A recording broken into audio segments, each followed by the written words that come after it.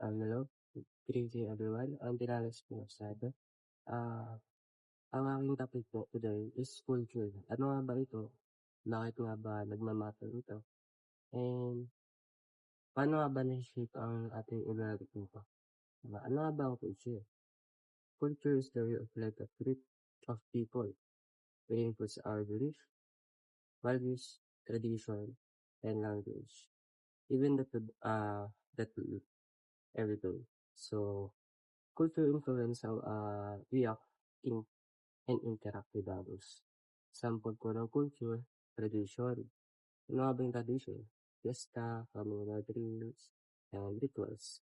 Language naman po, the way we eat. Language po, the way we speak is language. The food naman po, like adobo, sinita, lumpia. And arts and music naman po, yung pagsasayaw, pagkanta, yung pananamit.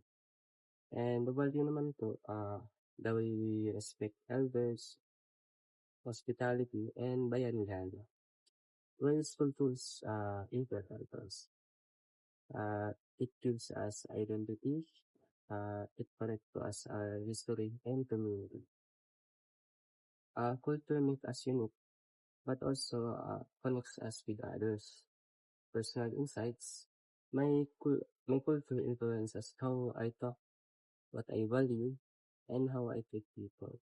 It's a big part of who I am, and it's something I'm proud of to share. Ah, Yun lang po yung aking natutunan sa culture. Salamat po.